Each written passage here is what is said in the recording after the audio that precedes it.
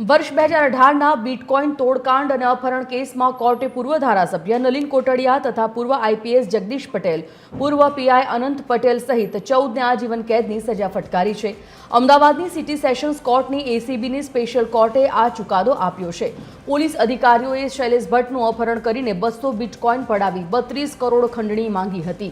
ઉલ્લેખનીય છે કે ભારતમાં નોટબંધી બાદ લોકોએ ક્રિપ્ટોકરન્સીમાં રૂપિયા રોકવાનું શરૂ કર્યું હતું, ત્યારે સુરતમાં બીટ કનેક્ટ નામની કંપનીએ ક્રિપ્ટોકરન્સીમાં લોકોને રોકાણ કરાવવાનું શરૂ કર્યું। તે પૈકી બિલ્ડર શૈલેષ ભટ્ટે પણ પોતાની કમાણી રોકી હતી, પરંતુ કંપનીએ તાળા મારી દીધા અને લોકોના પૈસા ડૂબ્યા, જેને લઈને શૈલેષ ભટ્ટે પોતાના મળતિયાઓને સાથે રાખીને બીટ કનેક્ટ લિમિટેડના કર્મચારી અને હોદ્દેદારોનું અપહરણ કર્યું હતું।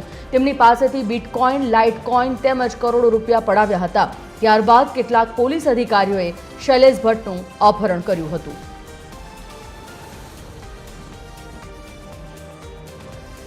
चौदह आरोपीओं ने कोर्टे जन्मटीपनी सजा फटकारी है। पुरावाना अभावे जतीन पटेल निर्दोष जाहिर थया छे। शैलेष भट्टना अपहरण करी बिटकोइन नाणां पडाव्यानो आखो मामलो अने तेमां 14 आरोपीओं ने जन्मटीपनी सजा फटकारी है।